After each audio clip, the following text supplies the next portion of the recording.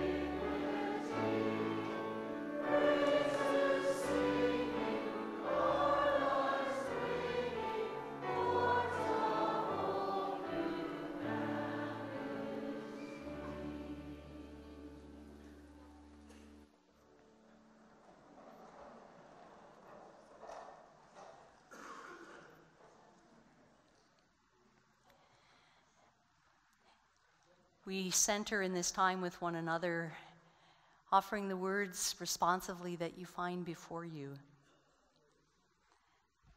Let this be a community where we are grounded in gratitude and practice right relationship.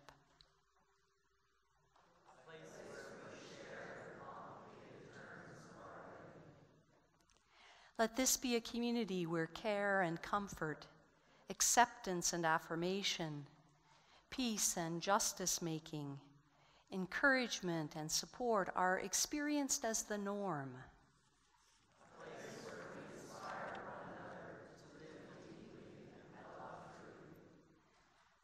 Let this be a community where we build on our strengths and we learn from our mistakes, and we let them each be what they are, steps toward maturity and wholeness. A place where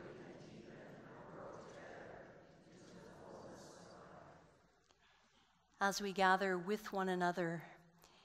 We come into a circle like this each week to practice the way that we would live in our families, the way we would live in our workplace, the way we would live in our communities, the way we would live in our city and our country, the way we would live as global citizens. And so we pause to strengthen our intentions with one another, which is to say, we pause to pray, and we offer these words together. In caring for one another, may we be untiring.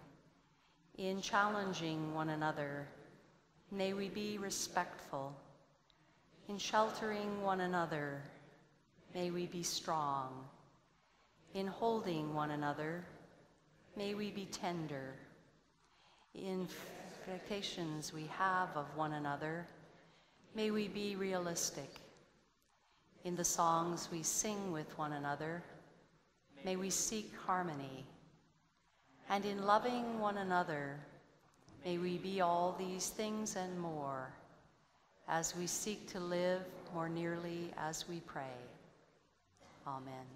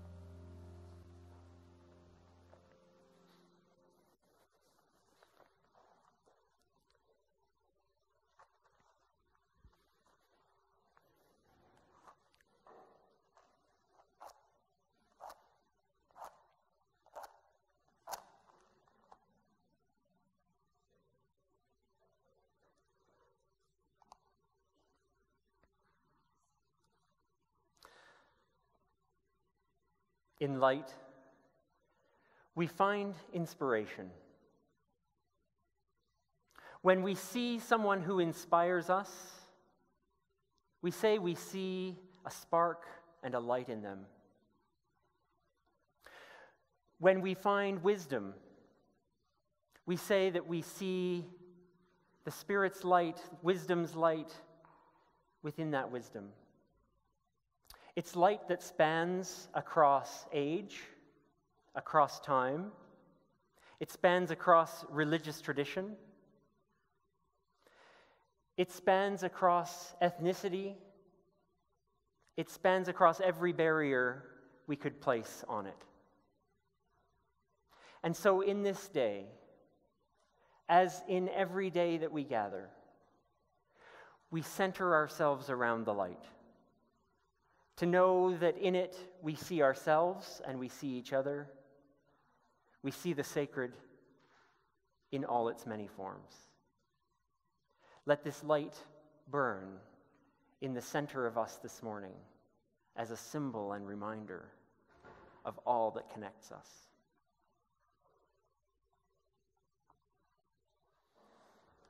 In our time for all ages this morning, I want to invite any children that are here and any children that are at heart that are here. If you want to come and join me on the carpet, please come and do it. And if that's not your thing today, then please participate in your chairs wherever you are. We're going to do something that everyone can do today.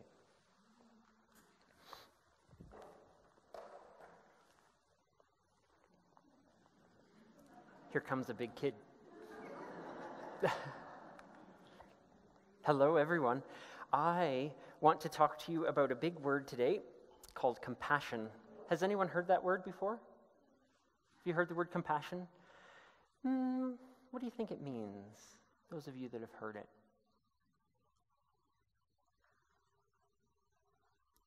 What do you think, Nancy? Have an idea?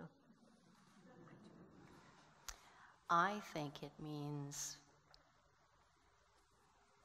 treating each other the way we'd like to be treated, maybe. Do you have an idea, Liam? Yeah, it's being treated people nicely. Oh, to treat people nicely. Very good. Yes. That's what my mom said to me in my ear. Perfect. That's great.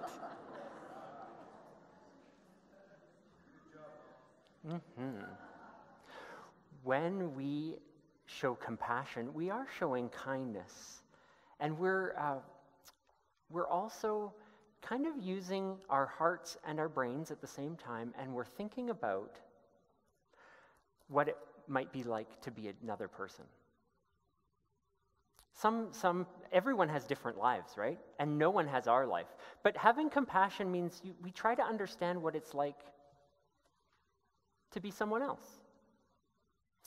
If I have compassion for you, then I try to use my imagination and I think, what is it like to be a kid?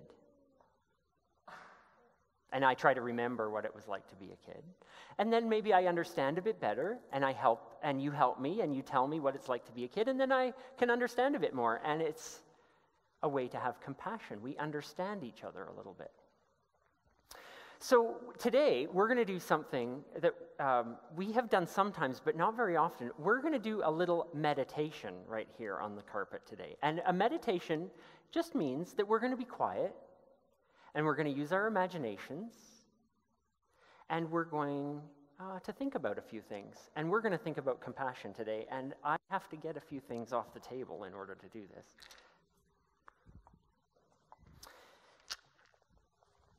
I brought some rocks, and I brought a bowl. And this isn't just any bowl. This is a meditation bowl, and it makes a really cool sound. So I'm going to ring that in a minute. But first, to really think and relax and pray and meditate, we have to relax. So are you sitting in a comfortable way? Sitting good? Okay, great. Is everyone sitting comfortably? Perfect. And I want you, and sometimes this feels a bit uncomfortable when you're in a group of new people, but if we all do it, we'll all be in the same boat. I want you to close your eyes. So we're all going to have our eyes closed. And I would like you to take a very big, deep breath that goes all the way down to your belly. And then let it out. And we're going to do one more big one.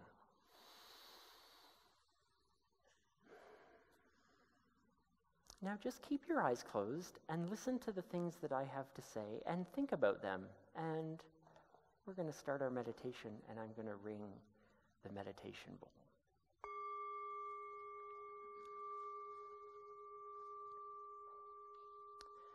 The first thing that I want us to imagine is someone you love very much. Picture someone you love.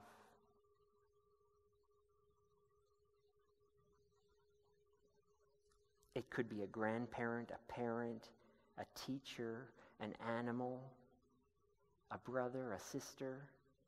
Can we do 2 pictures? Sure. You picture however many people you want in your mind. I want everybody in the picture. Mm-hmm. Now, notice how this person looks at you, this person that you love. Imagine they're smiling at you. And notice how it makes you feel.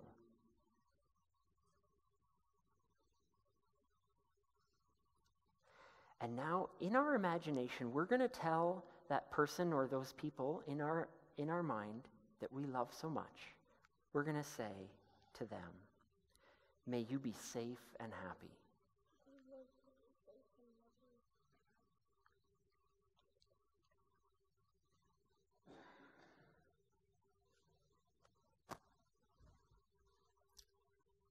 Next, I want you to imagine someone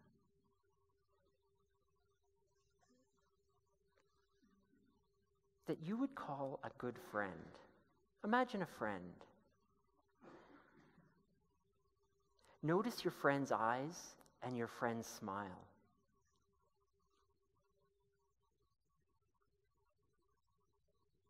Think of the fun that you've had together in the past.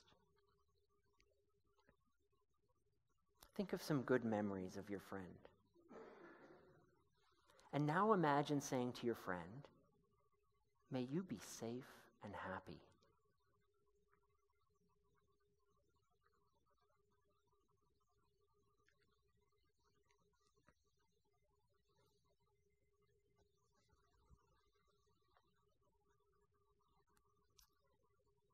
Our next thing to imagine is a person that we maybe don't know really well, but we've seen them. Maybe it's a person at school that isn't our close friend, but we know that they're there. Maybe it's someone at work. Maybe it's someone we see. We don't really know them very well.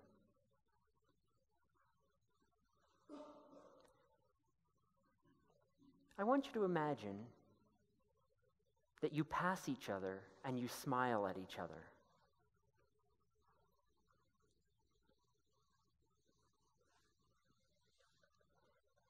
And in your imagination, you say to this person, may you be safe and happy.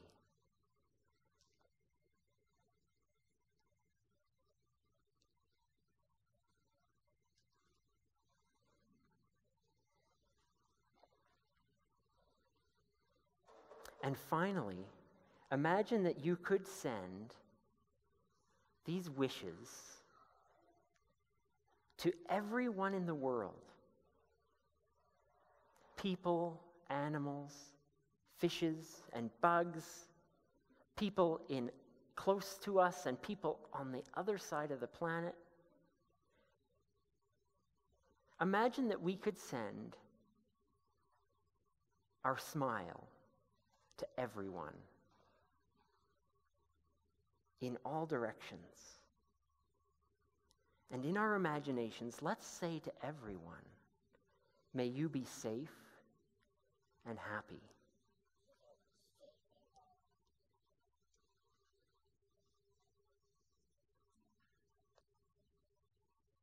And now when I ring the meditation bowl, we'll open our eyes.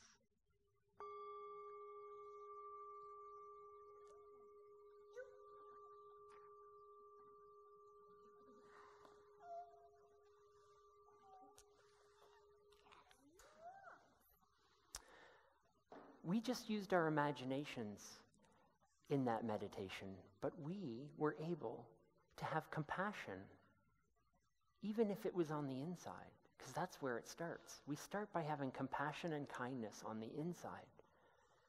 And then maybe the next time we see those people or we pass someone, we might be able to show compassion on the outside too. And that's a fantastic thing to do. So thank you for sharing this meditation with me today. That was very nice to do that together on the carpet. We are going to go to Kids Spirit today. Lots of fun things to do there. And any children in the room are welcome to come to Kids Spirit, and also junior and senior high youth. There's a youth cafe downstairs this morning. So I invite everyone to make their way to their places.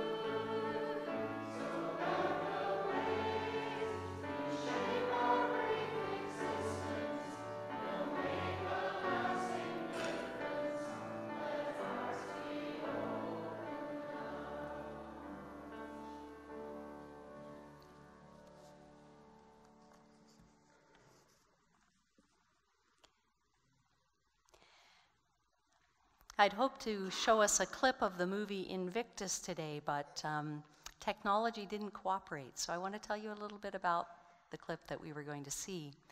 If you haven't seen this movie, it's a remarkable film that really is worthy of your attention. It is a story about Nelson Mandela, and in particular, a small chapter from his time as president of South Africa, when he saw the opportunity to unite the country in its love of rugby. And the movie is entitled Invictus, after the name of a poem that inspired Mandela and companioned him throughout his time in prison, and he offered as inspiration to the coach of the rugby team, Springbok. The clip we were going to watch shows a distribution of clothing in a township, and as clothing is distributed, they go to offer a rugby shirt to a young black man in the township, and he races away from the room, and the white woman who has handed him the shirt doesn't understand his reaction. And the black woman who's working with her explains that it represents for him everything apartheid, and if he were to wear that rugby shirt, he would be beaten by the boys in the township. And then the movie moves to a meeting of the Sports Council of South Africa, an all-black community who are making a decision to rid themselves of a symbol of apartheid, to change the name of the rugby team, to change the national anthem, to change the colors of gold and green, because for them they all symbolized the era of apartheid. Mandela hears that they have voted unanimously to do this, and he comes to speak to that assembly and to try to persuade them to change their mind.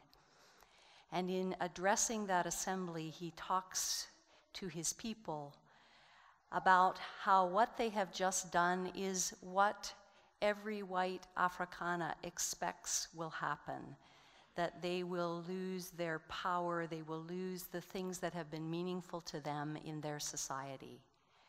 And Mandela says, we must surprise them with compassion. And he makes a plea for them to change their vote, to revoke the motion they have just passed, a motion they passed unanimously. He succeeds in doing that, and that begins a path where South Africa will host the World Cup, and the entire country will come together and cheer for this team that once represented the great divisions in their society. We are inspired by the life of Nelson Mandela, but also inspired by his wisdom that we must surprise the world with compassion. And so we tell an old story that was about just that in the first century. It was about surprising a first century audience with a story of compassion. I'm reading from a paraphrase entitled The Message by Eugene Peterson of a story we know so well, the story of what we've come to call the Good Samaritan. Jesus told a story. There was once a man traveling from Jerusalem to Jericho. On his way there, he was attacked by robbers. They took his clothes, beat him up, went off and left him half dead. Luckily, a priest was on his way down the same road, but when he saw the man, he angled across to the other side of the road. Then a Levite, a religious man, also showed up, and he avoided the injured man. A Samaritan traveling that road came on him, and when he saw the man's condition, he was moved with compassion. His heart went out to him. He administered first aid, disinfecting and bandaging his wounds, and then he lifted him onto his donkey, led him to an inn, and made him comfortable. In the morning, he took out silver coins and gave them to the innkeeper and said, "Take very good care of him. If it costs more, Put it on my bill. I will pay you on my way back. Jesus asked the one who had asked the question, what is a neighbor? Which of these three became a neighbor to the man who was attacked by robbers? And the religious scholar responded, the one who treated him with compassion. Jesus said, go and do the same thing. This is a well-worn parable in which we seek new insight.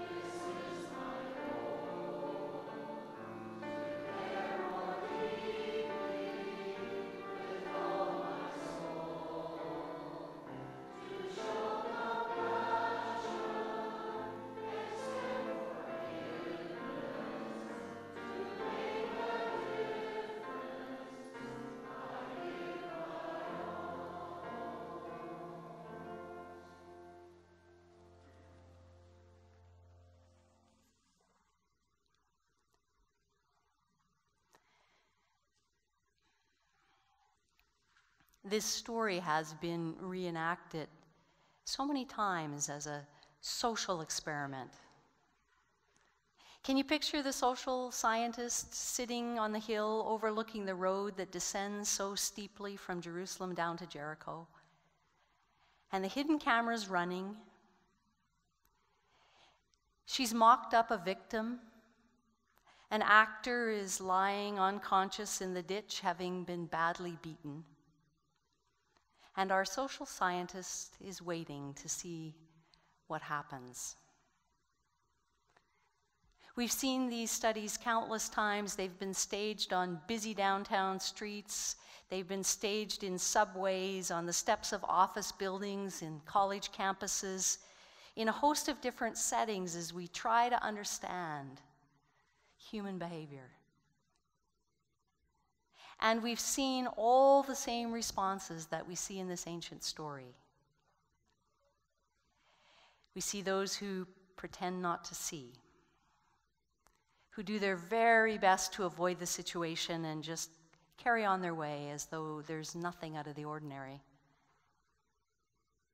And we've watched those who can't help but see,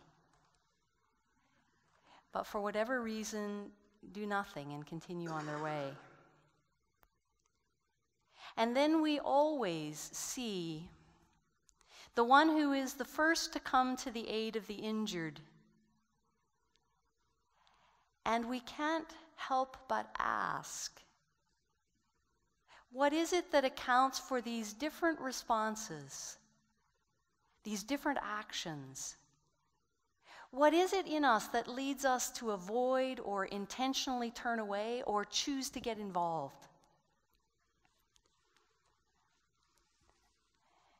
Irrespective of our postal code, we all live on the dusty and dangerous road between Jerusalem and Jericho. It's the address of our common humanity. Whatever our particular address, we reside on the same road that joins birth to death on this cosmic island, which is our home for the journey. And it's the road that would teach us how to live with each other and how to live with ourselves. And the story that's set on that road is perhaps the quintessential story of the Jesus tradition.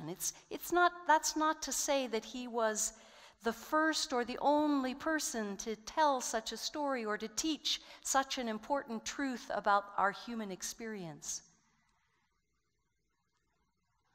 And although this story is only given to us by one gospel narrator, it is perhaps the foundational narrative of our tradition.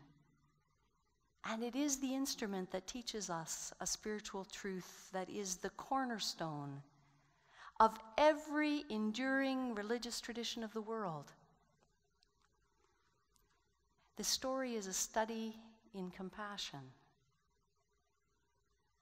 The very first action that happens in the story seems to be devoid of compassion. Someone is brutally attacked by another traveler, and they took from him whatever they could. They even took the shirt off of his back and left him to be exposed in the sun to die. We call them thieves, offenders, criminals. But likely they too are victims. Perhaps penalized by a lack of education, or maybe schooled in hatred. Perhaps they're unable to earn a living wage. Or perhaps impaired by chemical or physical abuse. Or maybe imprisoned in a mental illness.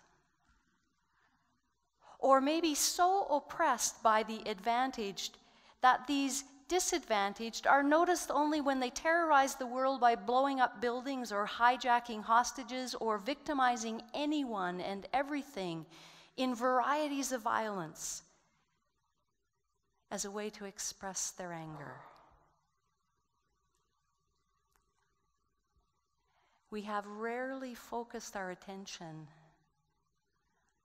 on the compassion deficit that underlies these actions. The story introduces us to two more characters, and they're not just anybody. They have roles in their society which create certain expectations of them. If we were the first century audience hearing this story, those for whom the story was created, we'd think of these two guys as the good guys. They're esteemed members of their social order, they're leaders in their social location, and they're victims of a personal piety where convenience is more important than compassion, where safety takes priority over risk, where ritual purity is a higher value than lending a hand. They're victims of a social order that's lost touch. Victims of privilege and of an ideology that demands allegiance be given to principles, not to people. Where it's more important not to risk ceremonial impurity and be unable to fulfill their temple duties by making contact with a dead body than it is to risk costly, caring, and terribly inconvenient compassion. They weren't bad or heartless people. They probably paid their taxes on time. They probably mowed their lawns. They probably went to the synagogue every week. They're people who know exactly what they're against, and they haven't got a clue what they're for. They probably contribute to all the major charities. Promoters of charity without a passion for justice. And as they pass by, they stick to their principles. Or maybe they simply took counsel in stranger danger. It could be a trap. Maybe the robbers are lying in wait for yet another victim.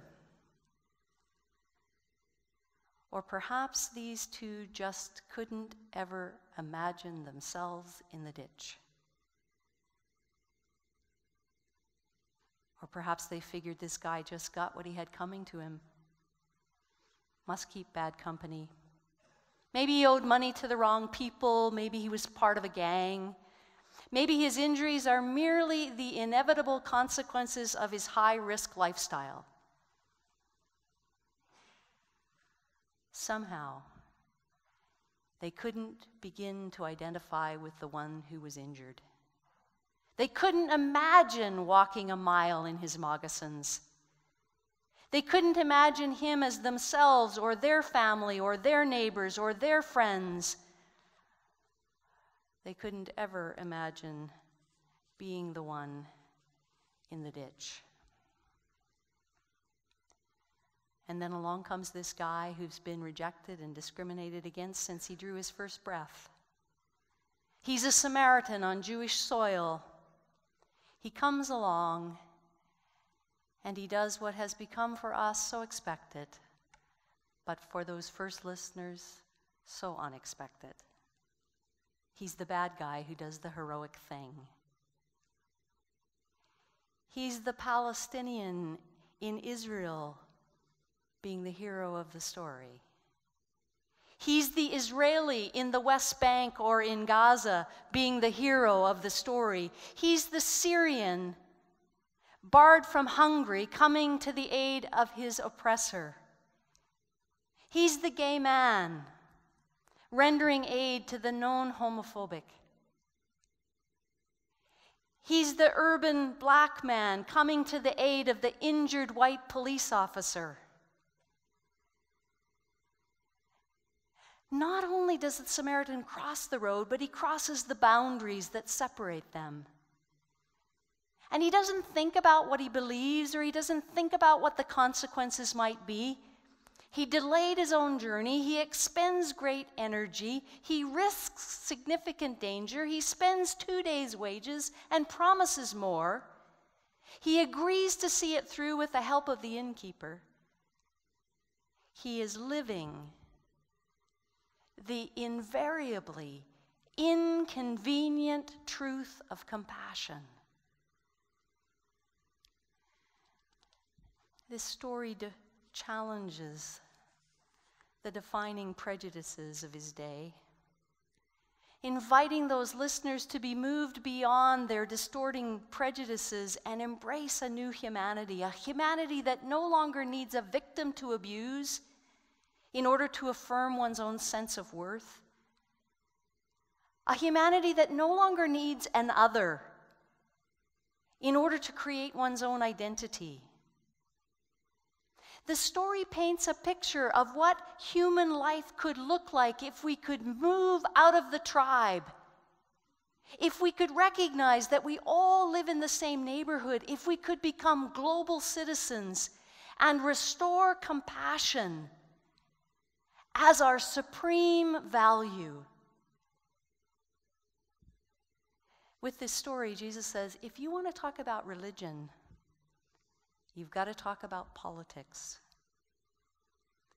The ultimate question in life is not about what we believe, what principles we adhere to, what creed we claim, but it is about what we value and therefore how we live.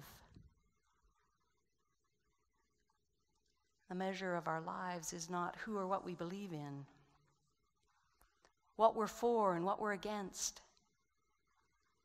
For Jesus, the personal is always political.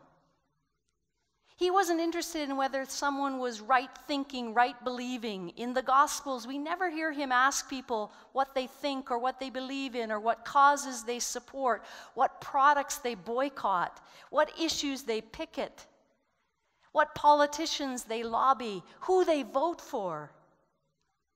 He is ever and always inviting his friends and followers into a way of living that is ruled by a radical compassion, an ability to see ourselves in the shoes of another, an ability to empathize and treat one another the way we would wish to be treated if our circumstances were theirs. Together we travel the dangerous road that descends from Jerusalem to Jericho.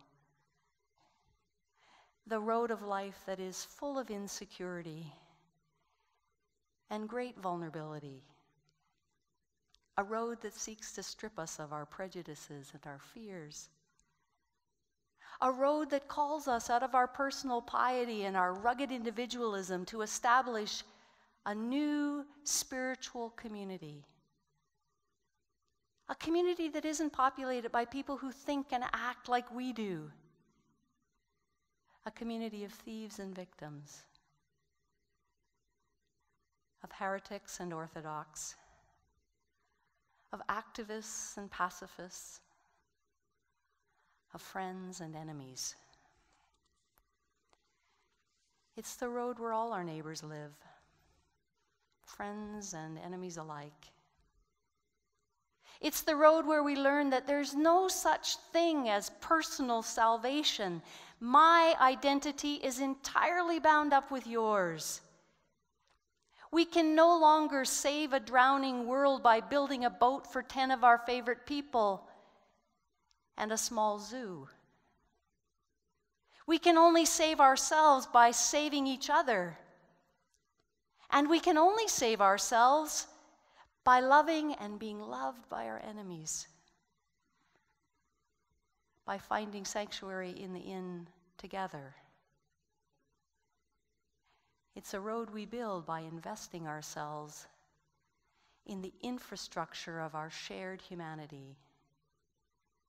The road from Jerusalem to Jericho. The road that calls us to walk softly and love loudly.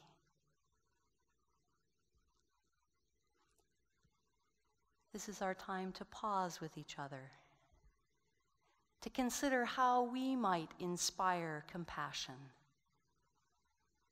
to consider who has inspired us in our compassion, to consider how we might express our compassion in our families, in this, our spiritual community, in this city in which we live, and in this nation we love. How might we, like Nelson Mandela, surprise someone with our compassion?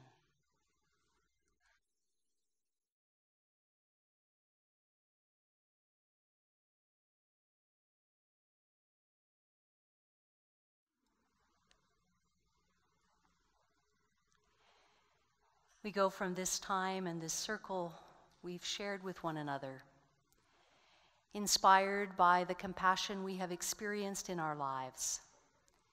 We go to be the light of compassion in our world, to ignite compassion in our families, in our communities, our neighborhoods, in this, our spiritual community, in our workplaces, in all the circles in which we live and move and have our being. We go into the sacredness of life to inspire compassion by our living, by our loving.